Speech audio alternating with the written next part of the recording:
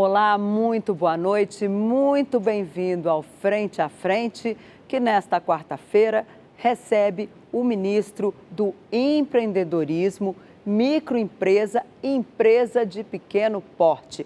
O nome é isso mesmo, tem duas vezes a palavra empresa, é porque é muito serviço que o ministro Márcio França tem pela frente. Ele esteve ontem com o presidente Lula e foi no dia em que o presidente sancionou a criação do novo ministério. Finalmente, né, ministro? É verdade. Finalmente foi sancionado e finalmente o senhor vem à Rede Vida. Muito bem-vindo, muito obrigada pela sua presença aqui.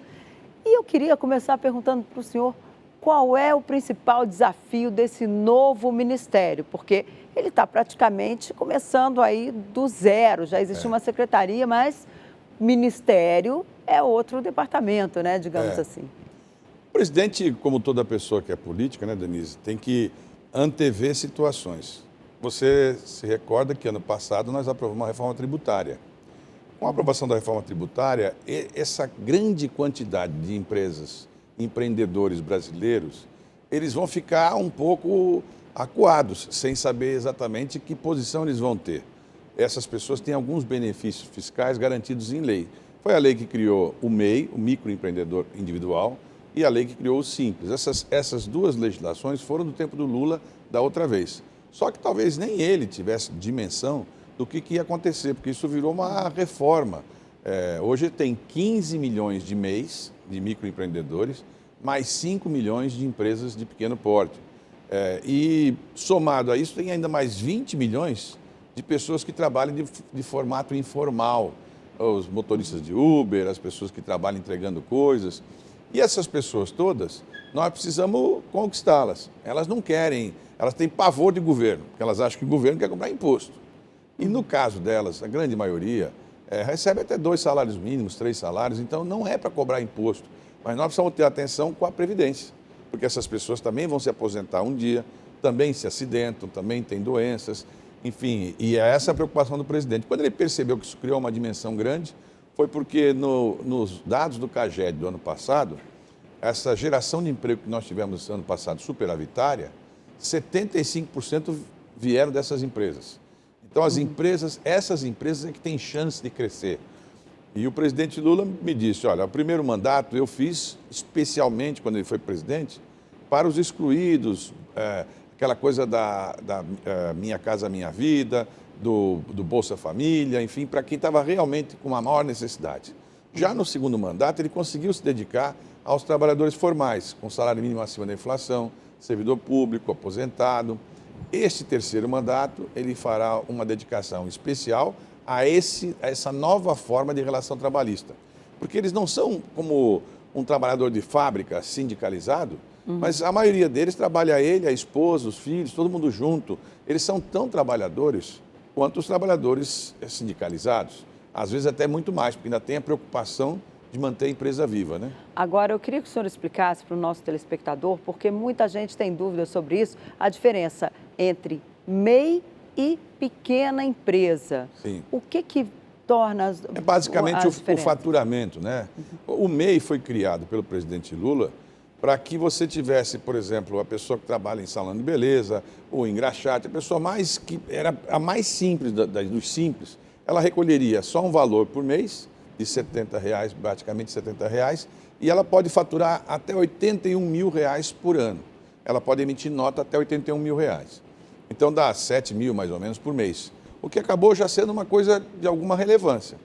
E aí quando você passa desses R$81 mil, você entra na pequena empresa, que é a primeira faixa, que vai até R$360 mil.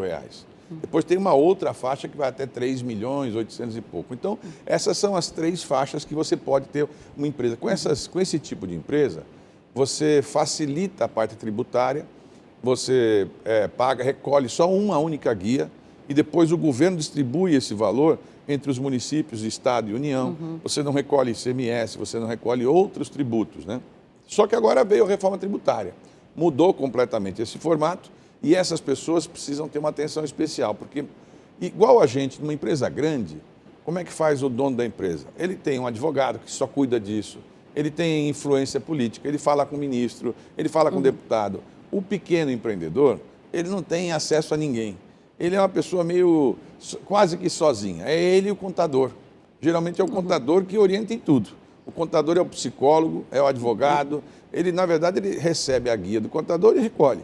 Então, nós queremos a parceria com os contadores, porque o que se percebe? Essas pessoas ficaram sem crédito. Elas, como elas não têm nenhum benefício, elas foram ficando inadimplentes, com problema e tal, elas ficaram sem crédito. E aí, então, sem crédito, ela não consegue voltar a respirar, porque na pandemia, nós mesmos, quer dizer, o governo, os governos, determinaram que essas empresas, muitas delas, fechassem. E aí mandaram elas tirar um dinheiro do Pronamp, que é um programa especial de recuperação para a pandemia, mas que na época fornecia o dinheiro a 3%, 4% de juro. E esse valor, com a Selic, passou a ser 17%, 18%. As pessoas quebraram, né? Então, primeira tarefa, conseguir criar um desenrola para essas pessoas jurídicas. E já está estudado no forno. Isso? O senhor falou com o presidente Lula ontem Falei a com o respeito. presidente Lula. E o que ele disse? Ele é Vai favorável. sair? Ele acha que essas pessoas têm que ser ajudadas, porque nós mesmos determinamos que elas fechassem e elas pegaram empréstimo e não conseguem pagar. Igual a gente faz com a agricultura, no Pronaf, a gente quer fazer com os empreendedores, já que eles são o grande gerador de emprego. Veja, eles não são um grande arrecadador de impostos. Comparado, por exemplo, com as grandes empresas, grandes indústrias, eles não são grandes arrecadadores, mas eles são os grandes geradores de emprego. E a nossa próxima tarefa agora é garantir emprego, mais emprego. Com o juro caindo, que esse ano vai ser um ano melhor do que o ano passado, onde nós podemos crescer mais? Porque as grandes empresas, a competição delas não é no Brasil. A grande empresa hoje, ela compete com a China, compete com os Estados Unidos, ela compete a proteína, o leite, enfim, a soja. E já está meio saturada na criação de empregos, né, dessas grandes empresas. E ainda com uma agravante, né, Denise? Porque ela começa a modernizar e ela, então, começa a robotizar as suas máquinas. Eu vi ontem uma máquina que dobra as camisas perfeitamente. Substitui, evidentemente, uma moça que fazia isso, um rapaz que fazia isso. Claro. Quer dizer, então, cada vez que vai robotizando, então onde é que está a próxima grande geração de emprego, como na Europa? É a economia criativa, que está lá no Ministério agora, a parte da economia criativa ligada ao empreendedorismo, o cooperativismo, que está lá no Ministério agora, o controle do sistema S financeiro, do sistema S, que é um grande sistema, é um sistema robusto. O presidente passou para o Ministério o controle orçamentário dessas entidades, do SEBRAE, que é a marca mais respeitada no Brasil, o SEBRAE, dos órgãos públicos, né? Enfim, mas nós precisamos primeiro identificar todas essas pessoas. Esses 15 milhões, por exemplo, eu estava aqui onde eu resido, e aí desci do prédio, tinha lá um rapaz vendendo sanduíche natural, numa bicicleta. E um policial daqui falou, não pode vender aqui e tal. Mas eu sou o MEI. Mas quem é que sabe que ele é MEI? Porque microempreendedor individual. Ele é regularizado pelo governo federal. Claro. Então ele tem direito de fazer aquilo, de vender. Então nós precisamos emitir o cartão para todo mundo. Vamos emitir o cartão. E vai ser emitido a partir de quando, ministro? Esse primeiro semestre. É uma emissão, para você ter uma ideia, 15 milhões de cartões é mais cartão do que qualquer banco tem no Brasil. Então é uma quantidade enorme. Nós vamos fazer que esse cartão, cada um tenha seu nome, seu CPF e a sua senha, com código de barra, a pessoa entra no nosso portal e ela vai dizer para mim, olha, eu estou precisando de empréstimo para fazer uma batedeira para fazer mais bolo. E para fazer isso, eu consigo pagar até 150 por mês. Porque as pessoas não fazem muito cálculo do juro. Elas fazem o cálculo de quanto que elas podem pagar por mês. Então, se ela falar, eu posso pagar 150 por mês, nós vamos inverter. Nós queremos que os bancos públicos, o Banco do Brasil, o Banco do Nordeste, Caixa, a BNDES, enfim, que eles nos ofertem, quer dizer, é um leilão reverso. A pessoa vai dizer o quanto pode pagar e ele vai dizer em quanto tempo ele faz. Olha, você vai pagar em 32 prestações de R$150 e eu vou te dar R$8.000. Entendeu? Porque com isso eu tenho condição, inclusive, de fazer o que os bancos reclamam muito. Que eles não conseguem emprestar dinheiro para essas pessoas porque não tem um rating, não tem uma avaliação dessa pessoa. Porque como ela faz tudo por Pix ou por dinheiro, a gente não consegue avaliar. E agora, nós temos essa condição de avaliar, os contabilistas têm condição de avaliar.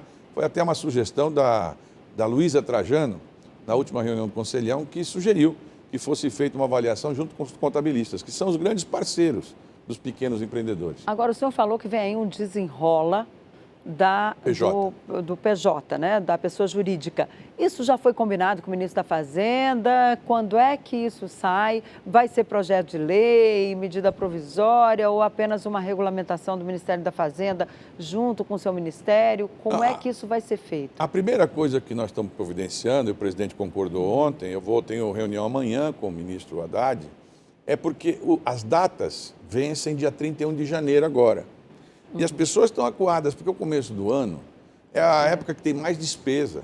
É escola, é livro, não sei o quê, é pessoa, Natal. IPVA, né? IPTU. Isso. Então, a gente gostaria que o ministro Haddad, através de resolução do Conselho Nacional, que é só uma resolução, que passasse essa data para maio, para o Dia das Mães, que é um dia também especial de vendas, enfim. Se ele prorrogar até maio, a gente vai ter esse período para poder providenciar, nesse período, o desenrola, que é uma sequência do desenrola da pessoa física. O presidente Lula já falou que o desenrola era para 8 milhões de pessoas. 1 milhão e pouco utilizaram. E eu disse para ele, presidente, os outros estão lá na PJ. Porque muita gente hoje usa a PJ como uma extensão da sua própria vida. O cartão de crédito da pessoa é da PJ. O carro dela está no nome da PJ. A gasolina é da PJ. Quer dizer, então vai tudo na PJ, entendeu?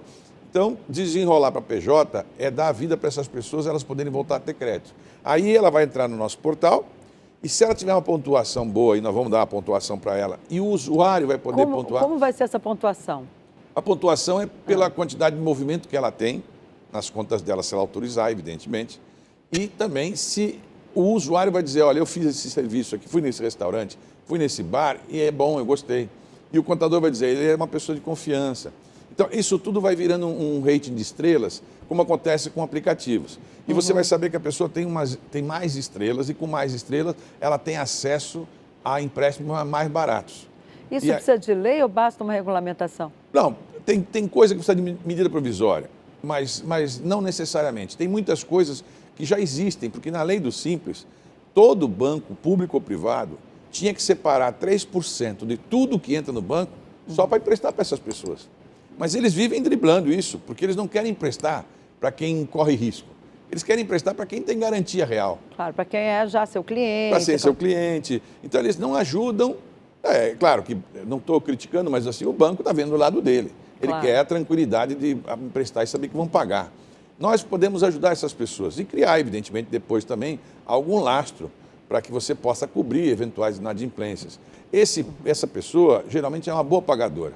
O Banco do Nordeste do país, que é quem melhor trabalha com as pessoas mais simples das comunidades, ele faz uma proatividade, que é o que o presidente Lula quer que a gente faça, que vá de porta em porta oferecendo o crédito. E lá no Banco do Nordeste, a inadimplência fica em torno de 4%. Não é uma inadimplência alta, com empréstimos pequenos, 5 mil reais, 8 mil reais. Mas pensa o que muda a vida de um rapaz que ele vai entregar de bicicleta. Se eu falar para ele, compra uma moto, troca a bicicleta pela moto, você vai entregar muito mais, né? Claro. Agora, ministro, o senhor falou muitas coisas que vêm aí pela frente. Qual é a prioridade? O que vem primeiro? Primeiro vem essa data de prorrogação entre janeiro e maio, porque senão nós estamos muito em cima. Essa prorrogação porque para até janeiro, a pessoa pagar os seus... até janeiro a pessoa tem que entrar, digamos, você refaz todo ano o seu pedido para ser simples, para ser MEI. Só que se você estiver devendo, você não pode fazer isso. Então, o que está acontecendo? O governo está excluindo essas pessoas. Nós não queremos que exclua. O que vai excluir essa pessoa? O que vai acontecer com ela? Está excluindo do MEI, no caso. Se for excluído do MEI, ela não vai parar de trabalhar. Ela vai continuar fazendo de maneira informal. Então, nós não ganhamos nada com isso. É como se eu desse uma casa para alguém, um mutuário do Minha Casa Minha Vida, e depois eu penhorasse a casa porque ela está devendo. Aí eu vou penhorar a casa, vou tirar a pessoa, ela vai voltar para o mesmo lugar que ela estava e vai ficar esperando uma outra casa. Então, nós precisamos criar algum mecanismo, porque se nós acreditamos que o juro vai cair a 9% esse ano, a 7% no outro ano, a 5% no outro ano, nós precisamos dar nosso voto de confiança no empreendedor. Esse empreendedor, ele é hoje o principal gerador de emprego próprio e de emprego para outros. E ele é quem pode crescer. Ele é que faz a economia girar todo dia. Se você andar pelas ruas, Denise, 95% de todo o comércio que você vê aí é sempre dentro dessa faixa de simples e de MEI. Portanto, é uma grande responsabilidade, é uma tarefa que o presidente queria dar lá atrás para o Paulo Okamoto, que é muito amigo dele, e que era capacitado para fazer isso, porque o Paulo presidiu o Sebrae. Foi. E ele percebeu o tamanho da dimensão E que ele eles hoje criaram. é presidente da Fundação Perseu Abramo. E essas pessoas têm que ser conquistadas. 50% basicamente é mulher, então são mulheres empreendedoras no Brasil todo. Mais de 60% são pessoas negras e pardas. Então, aí é que está hoje em dia a nova forma de relação trabalhista, né? Eu vou pedir para a gente continuar nesse assunto no próximo bloco. Olha, gente, o tema aqui hoje é justamente para você que quer aí montar o seu negócio ou está em dificuldade financeira ali no seu negócio, deu aquela paradinha na pandemia e agora está com dificuldade de retomar. E o ministro está explicando tudo aqui, tintim por tintim, como você deve fazer e o que você pode fazer para melhorar a sua vida.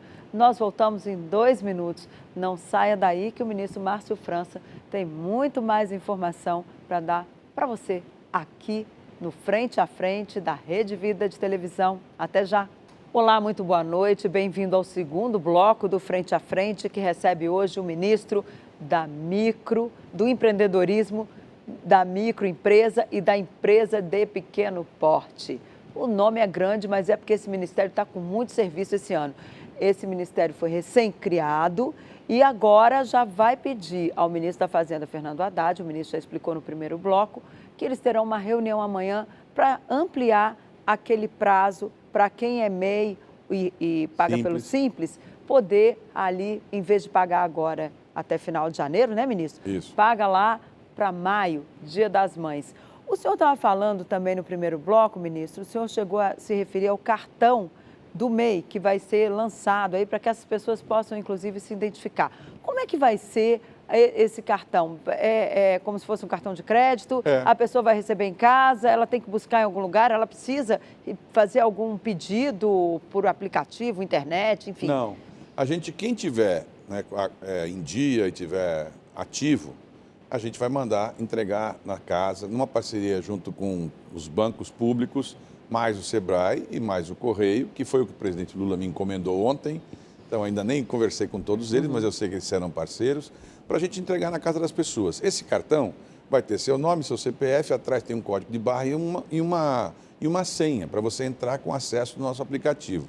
Nesse aplicativo vai ter, então, os seus benefícios.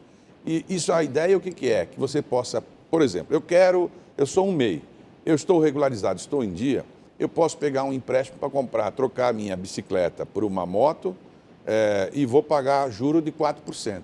Se você tivesse, por exemplo, que fazer isso num banco, normalmente você pagaria 18%, 20%, 25%.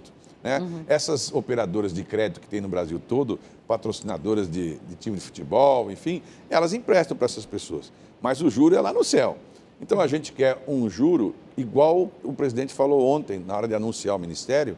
Ele falou, o Márcio tem a tarefa de fazer o juro desse empreendedor chegar no mesmo limite do que existe para o Pronaf, que é o do agricultura familiar, que é 3%, 4%, mas é sem a Selic.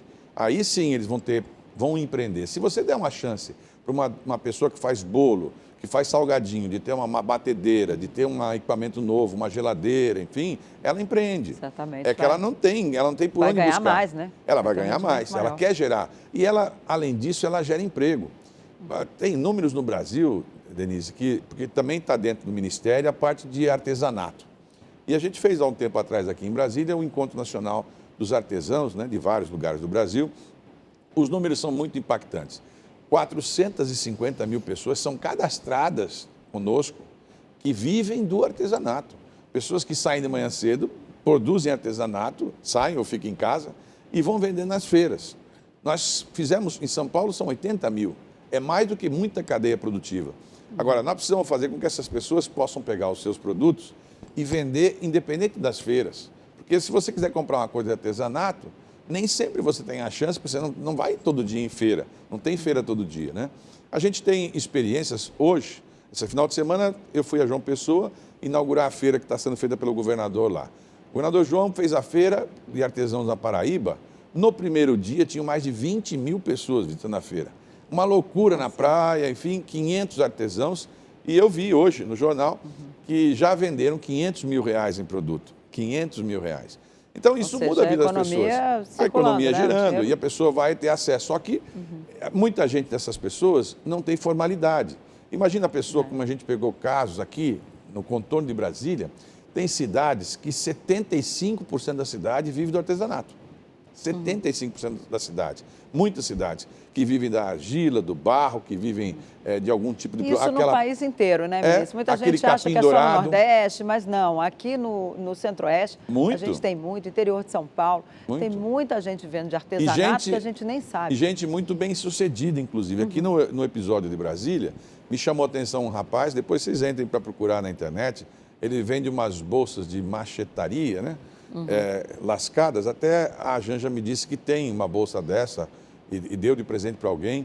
As bolsas custam 3, 4 mil reais, são um grande sucesso. Parece uma obra de arte, assim, feita de madeira lascada, que ele faz, é do Acre, o rapaz.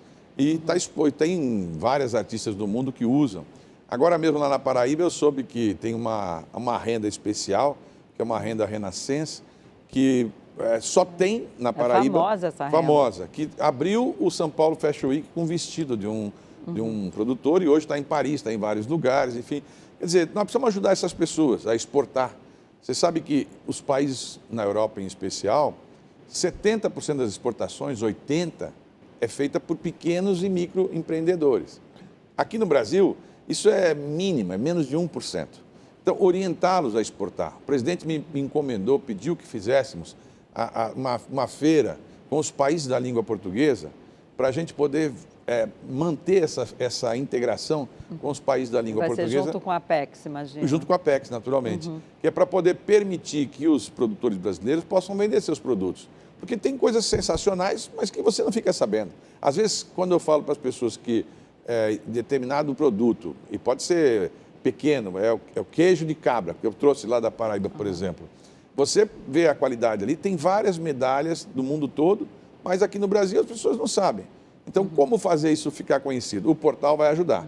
Porque, além de tudo, o portal vai ajudar a qualificar os empreendedores, porque se eles fizerem o curso online, eles pontuam a mais. E pontuando a mais, eles pegam empréstimo mais barato. Que são as estrelas que o senhor falou, que vai ter lá o... E, para finalizar, também vai poder ter, dentro desse mesmo portal, você pode expor o seu produto. Esse portal já está na ativa, já está funcionando? Está sendo elaborado, montando? porque o governo tem já um portal. Quando que vai começar a funcionar? E quando que os cartões começam a ser entregues? Veja, já tem a gente uma data? É mais ou menos como a história lá das passagens dos R$200, lembra? Lembro. Você que tem deu a aquela ideia, polêmica, né? Deu uma Foi até uma polêmica. entrevista do Correio Brasiliense, feita pelo Henrique Lessa, né? Foi. Na verdade é o seguinte, o que a gente estava imaginando ali? É uma ideia nova, é ocupar os espaços ociosos dos aviões. Basicamente é isso, sem subsídio. Do mesmo jeito, toda essa composição de ideias não são ideias minhas, são ideias que eu captei do presidente Lula. O presidente Lula está preocupado e ele encomenda uma coisa, a gente vai sair atrás, porque eu não vejo, embora não tenha orçamento, porque como o Ministério foi criado recentemente, mas como são ideias boas, me diga uma coisa, por que o Banco do Brasil, o Banco da Caixa, os nossos bancos, o BNDES, não vão ajudar a patrocinar isso? Bom, porque é o cartão deles próprios. O Banco do Brasil tem hoje, acho que 11 ou 12 milhões de pessoas com cartão. Esses cartões são mais do que todo o Banco do Brasil junto, né? E, naturalmente, negócios que vão ser fomentados. Agora, se foi sancionado só agora, ministro, eu fiquei com uma dúvida aqui.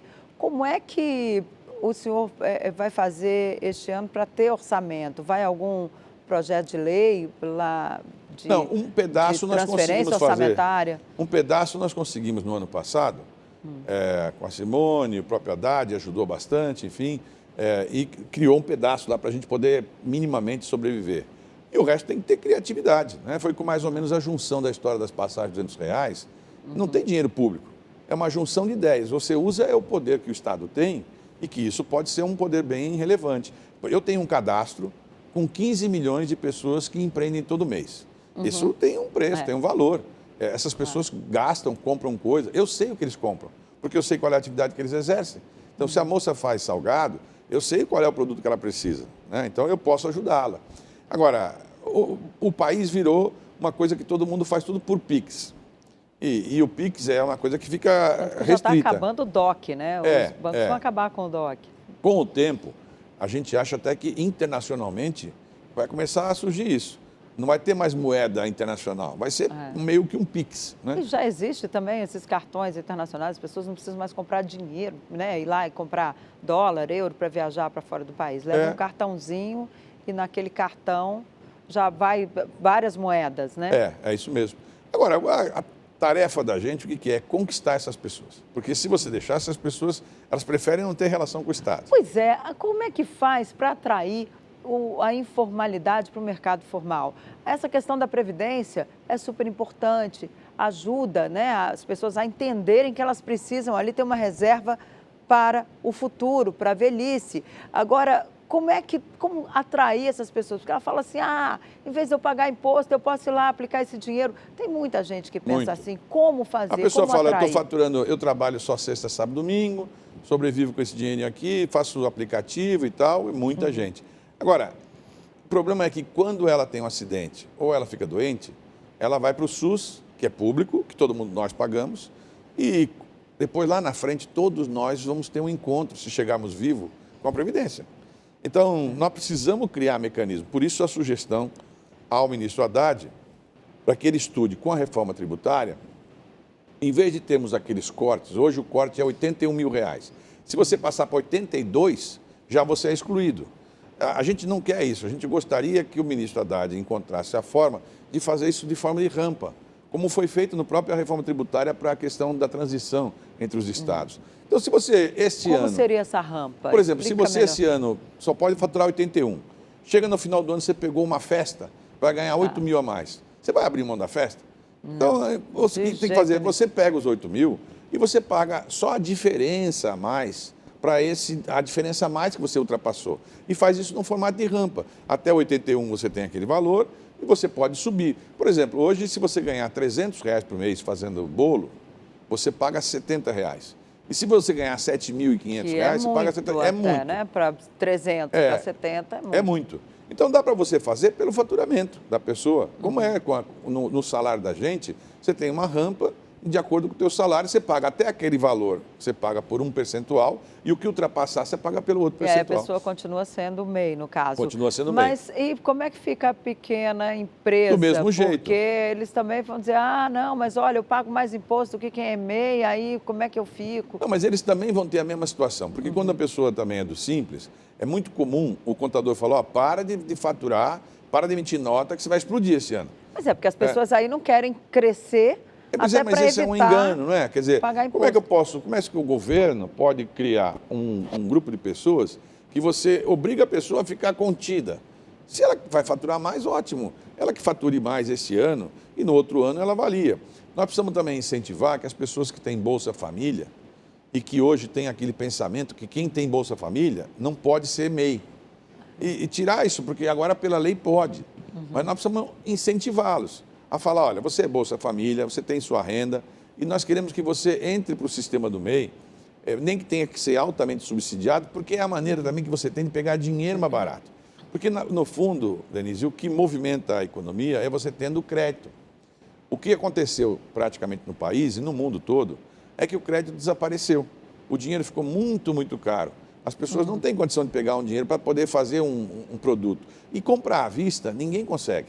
A pessoa não tem dinheiro para comprar uma geladeira, uma batedeira, uma moto. Né? A pessoa, quase todo mundo, compra tudo financiado. Então, é preciso a gente ajudar a destravar isso. Veja, desde que nós acreditamos que o acerto do ministro Haddad, que foi o grande ministro do ano passado, de conseguir equilibrar a economia, baixar juros, reduzir dólar, aumentar a Bolsa de Valores e, ao mesmo tempo, aprovar a reforma tributária. Então, se ele continuar nesse ritmo, e se nós a confiamos nele, nós temos que dar um voto de confiança também no empreendedor, porque é esse sujeito aí que vai gerar o emprego. E o que a reforma tributária vai mudar na vida das pessoas que empreendem no Brasil? Tem detalhes que mudam. Por exemplo, primeiro, o formato da reforma tributária, ele tem um formato de cashback, que é bem bolado. Então, por exemplo, se você consumir determinados produtos e serviços, você é reembolsado num pedaço desse produto e serviço. Então, eu sou informal. Eu vou prestar serviço para você aqui numa pintura. Aí você fala, e cadê a nota fiscal? Cadê eu não tenho. Aí não me interessa porque eu quero ter de volta o cashback. E você não vai poder me dar o cashback porque você não tem nota.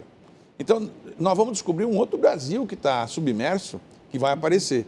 Mas não adianta também punir todo mundo. A gente tem que tentar dar uma mão para essas pessoas poderem levantar. E, ao mesmo tempo, por exemplo, hoje, eu tenho uma empresa de média. Aí eu contrato um serviço e você é simples. Sei lá, você vai fazer um armário na minha empresa. E aí você é simples. Você não tem crédito tributário. Mas quando eu contrato de você hoje, eu crio o seu crédito do Simples. No formato da reforma tributária nova, esse crédito não tem mais, desaparece. Então, provavelmente, o que vai acontecer? As pessoas que são do Simples vão acabar sendo excluídas, porque o empreendedor, o grande, vai falar, olha, eu vou precisar contratar de alguém que é médio, porque se eu contratar de você, não vou ter reembolso. Eu preciso ter um reembolso. Então, este é o instante exato, é a janela de oportunidade para a gente poder reorientar essas fórmulas, né? E também, eu acho que facilitar os portais são antigos. Por exemplo, no portal do MEI, para você emitir a guia, o DAS, você tem que emitir mês a mês, não pode emitir de uma vez só. Para quê? Por quê? Mas tem que ser mês a mês. Então, você tem que todo mês entrar lá, tirar os R$70 e recolher. Por exemplo, se eu quiser, eu sou MEI, aí digamos que eu falo, olha, mas eu estou recebendo R$6.500 por mês de uma empresa para fazer um serviço, e eu quero recolher sobre 3 salários, porque eu quero me aposentar com 3 salários mínimos. Não pode, só pode com 1. Então, você também não pode aumentar, entendeu? Então, nós precisamos quebrar essas amarras, porque foi feito de um determinado momento para uma situação de emergência. E precisamos criar algum grande incentivo para essa multidão que vai entrar, que são os aplicativos, que tudo que isso gerou. É o BlaBlaCar, que todo mundo usa e é só Pix para lá e Pix para cá. É todo mundo do informal dos aplicativos, né?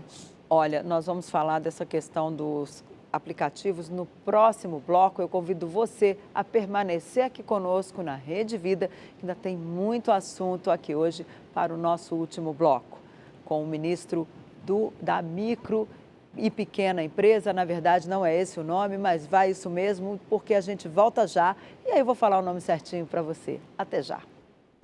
Olá, muito boa noite, bem-vindo ao último bloco do Frente a Frente com o ministro do Empreendedorismo, Microempresa e Empresa de Pequeno Porte, Márcio França. Ministro, falávamos aqui no bloco anterior sobre a questão dos aplicativos, né? Os motoristas de Uber, né? Desses aplicativos aí de transporte, os entregadores. O Ministério do Trabalho quer fazer ali a formalização dessa turma, mas está encontrando uma certa dificuldade. Como é que isso vai ser tocado aí? O que seu ministério pode ajudar? Eu acho que, na medida que agora está criado um ministério específico, né? Até já conversei com o ministro Luiz Marinho para nos ajudar e eu a poder ajudá-lo também a encontrar essa fórmula. Os trabalhadores concordam em fazer o recolhimento no formato mais ou menos do MEI, R$70 por mês e ter a garantia de que qualquer problema eles estão protegidos pela Previdência. O problema está na empresa. As empresas, os grandes aplicativos, eles têm medo de criar um vínculo trabalhista com todas essas pessoas. E, eventualmente, num acidente ou num problema, terem ações trabalhistas contra eles, né?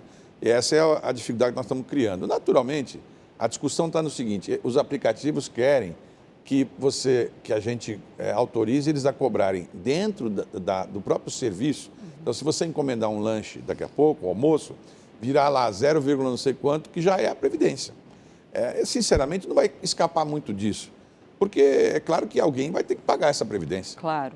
Não é correto também grátis, ninguém pagar né? a Previdência. A Previdência é uma poupança coletiva de um seguro, que todos nós temos direito, mas também nós temos que contribuir para que esse valor não fique diminuindo. E os aplicativos podem fazer isso. É claro que não é tão simples, porque os aplicativos nem todos são brasileiros.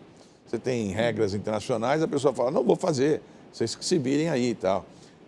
Mas nós vamos encontrar essa fórmula de fazer, eu acho que a empresa também recolhe a parte dela, que seria a parte do empregador. Claro que ela vai acabar repassando isso no custo final do serviço. Agora, em relação à reforma trabalhista, que se falou na reforma administrativa e também o governo tentou ali retomar a reforma trabalhista, tirar aquilo que tinha sido aprovado lá atrás, né, no governo do presidente Michel Temer, e não conseguiu. O senhor acha que tem que ser feito aí alguma coisa nesse sentido ou está bom do jeito que está?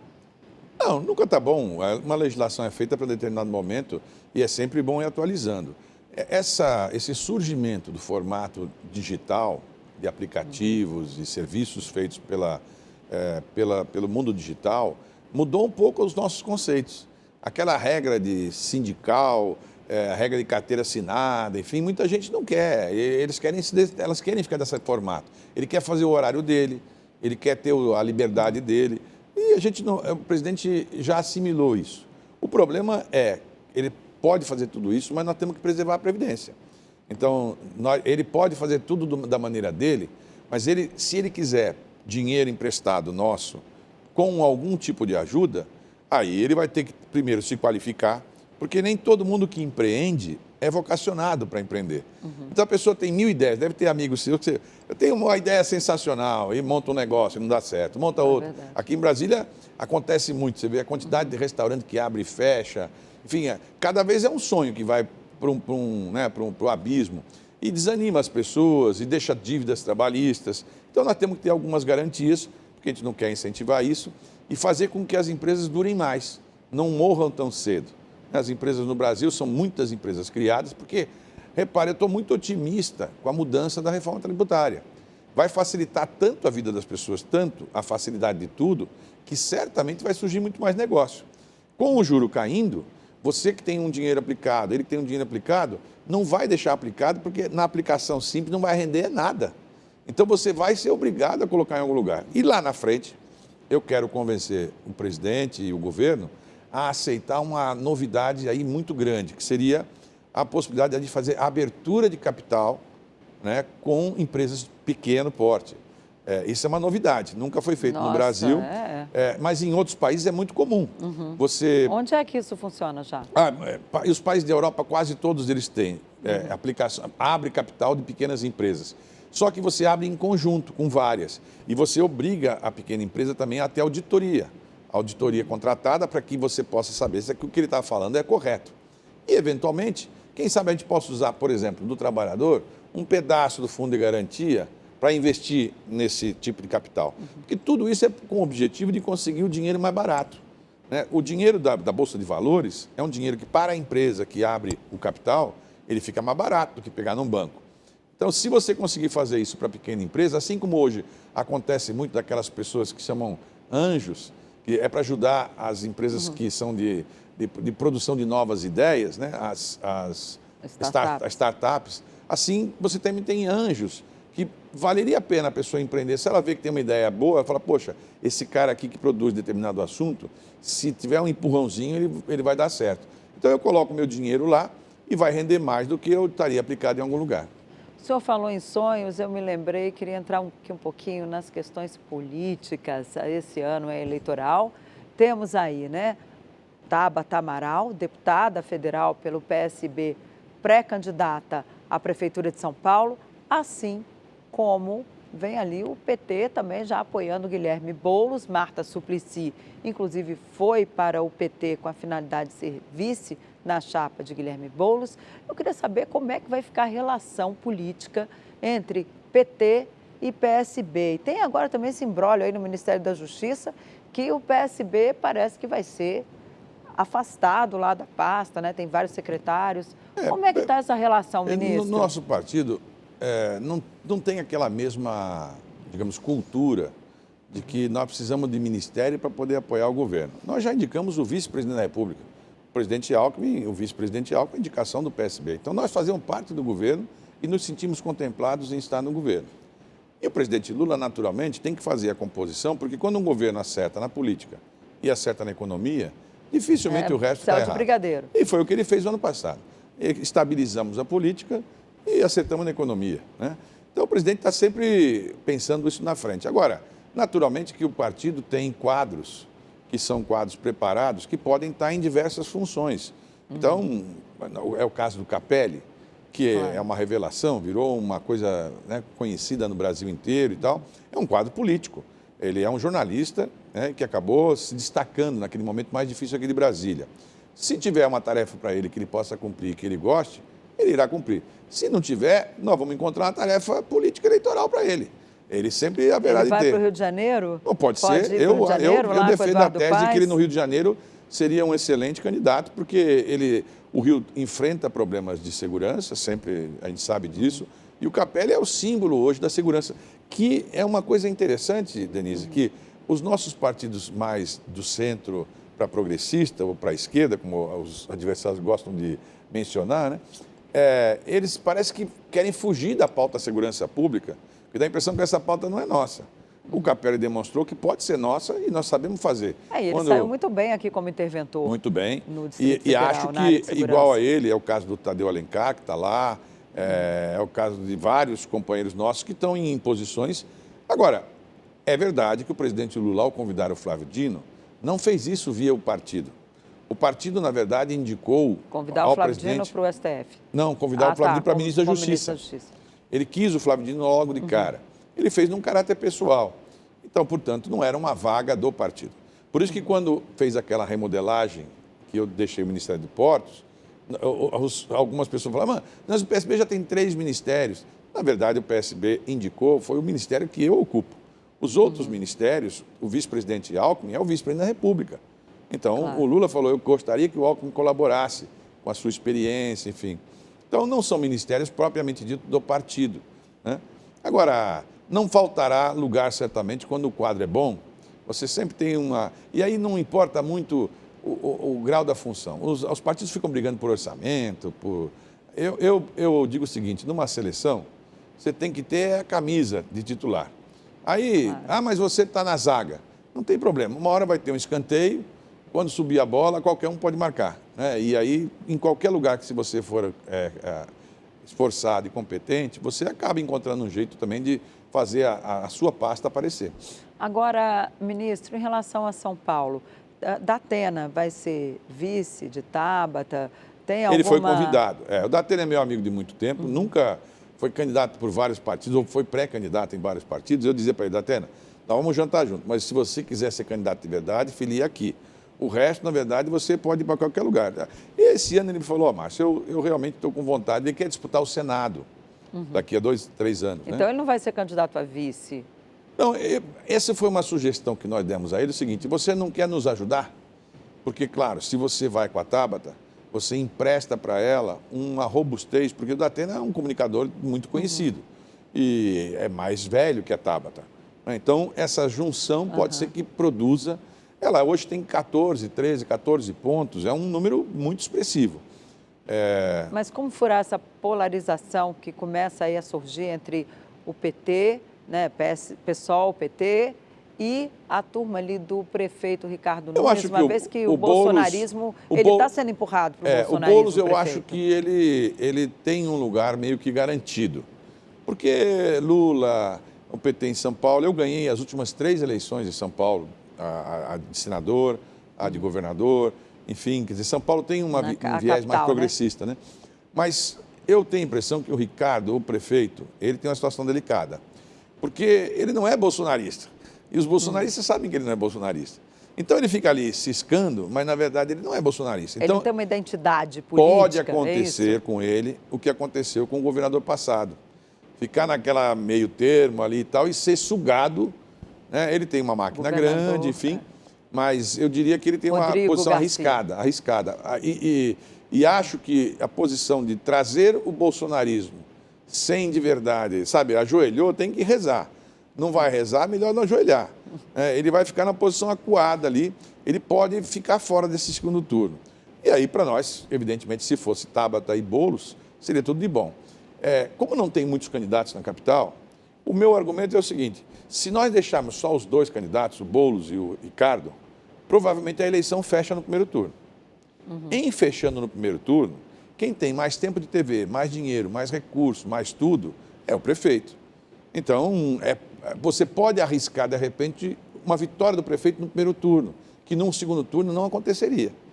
Então, eu imagino que a presença da Tabata garante um segundo turno. E na outra eleição passada, a Tabata, quando acabou a eleição, ela foi deputada, a de prefeito, ela declarou apoio para o Boulos no segundo turno. Ela não se omitiu em relação a isso. Ela não tem as posições do Boulos porque ela tem um outro conceito, fez um outro tipo de formação pessoal. Mas acho que ela é, assim, do ponto de vista de periferia de São Paulo, a Tabata é 100% realidade. Ela mora literalmente na periferia de São Paulo, na Vila Misericórdia, que é zona sul de São Paulo. A mãe dela é uma pessoa muito, muito simples. O pai era motorista de ônibus, pessoas de origem muito simples. Então, a realidade da periferia de São Paulo, a Tabata conhece com muito mais propriedade. Ela, além de ser uma grande debatedora, né, e nova, né, jovem, 30 anos, quer dizer, dá uma oxigenada, né? Veja o que aconteceu com o João Campos no Recife. O sucesso que ele os números que ele bate no Recife, também com 30 anos, né? E é um casal lindo, né? Porque dois jovens, a gente que conheceu o Eduardo. O prefeito de Recife, João Campos, que é namorado da deputada Tabata Amaral. E como é que vai ser? Se ela ganha a Prefeitura de São Paulo, ele lá em Recife, ela em São Paulo, como é que fica esse relacionamento? Que bom, né? Eles vão ter que se virar. Já se viram, ela sendo deputada e ele prefeito, mas é uma relação que a gente, no nosso tempo, talvez não tivesse como conviver com isso, mas eles estão fazendo hoje esse formato. Às vezes você vive com uma pessoa na casa todo dia e não tem a proximidade que eles conseguem ter. Porque tem uma sintonia de pensamento, de ideia, de vida, né? E ele nós conhecemos pequeno, né? Que é filho do ex-governador. Não, e a coincidência, né, que eu acho que é maravilhosa, Denise, você que conheceu o Eduardo passou pelo Ministério da Ciência e Tecnologia, criou uma Olimpíada de Matemática, a UBMEP. Aliás, foi o Rodrigo Hollenberg que colocou em prática. E a Tabata foi a primeira, segunda colocada, ficou conhecida por isso, ganhou uma bolsa numa escola particular. Por isso ela fez inscrição nas faculdades americanas e passou em Harvard. E foi fazer astrofísica em Harvard. Voltou de lá, porque eu acho que o pai estava doente, e aí cruza num debate com o Ciro Gomes. E o Ciro gosta desse tema. E provocou a falar de astrofísica, ela começou a falar de astrofísica, ela entende, evidentemente, e chamou a atenção, o Ciro provocou, então por que você não sai candidata? Eu falei, então eu saio também candidata. E saiu candidata, ninguém nem imaginava. Ela teve uma grande votação e nesta disputa passada, ela foi a mulher mais votada de São Paulo, com mais de 300 mil votos, uma votação extraordinária. É uma menina brilhante, né? E certamente vai acrescentar muito. Vai permitir que o debate não fique tão, com rancor. Vai ter uma outra voz que as pessoas vão poder optar. Esse negócio de você fazer duas opções apenas limita também o eleitor, né? Ela, então, em relação a Marta Suplicy, ela pode tirar votos de Marta, é isso? Eu acho que a Marta foi uma boa escolha do presidente Lula. Os números que eu tenho, a Marta acrescenta para o Boulos, porque a Marta é muito conhecida também nas periferias de São Paulo, pelas obras que fez, enfim, mas não deixa de ser ela é uma pessoa já de posições à esquerda a vida inteira. Então ali não é como o pessoal fala, mas é igual o Alckmin. Não é, porque o Alckmin foi uma junção inacreditável, não havia quem previsse que isso podia acontecer. E aconteceu. E a gente acha que foi Claro, quando você vence, você acha que tudo ajudou. Como foi uma vitória muito apertada, então acho que ajudou. E no caso do Datena, eu achei que o presidente saiu correndo atrás de uma Marta para compensar a importância do que é o Zé Luiz Datena. O Datena, se você botar o nome do Datena em São Paulo, sozinho, ele estaria na frente em pesquisa. Ele é uma pessoa, ele é muito popular, é polêmico, mas inegavelmente é muito popular. Agora, o senhor estava falando do governador Eduardo Campos, né? A primeira entrevista dele como candidato à presidência da República foi aqui, para a Rede Vida. E com essa homenagem eu encerro o nosso programa. Infelizmente, nosso tempo acabou, ministro, mas fica aqui o meu agradecimento por o senhor ter vindo à Rede Vida e o convite para o senhor voltar. E não dá para esperar um ano, não, tem que ser cedo. Vamos lá. Assim que os programas começarem a sair, a gente vem aqui para vocês ajudarem a divulgar e permitir que essas pessoas que são as grandes geradoras de emprego trabalhem mais e vençam suas tarefas. Ok, muito obrigada, ministro. E você que esteve aqui conosco na Rede Vida, muito obrigada pela companhia. Até a semana que vem. Olha, mas não sai daí não, que vem agora o Jornal da Vida. Boa noite, obrigada e até a próxima.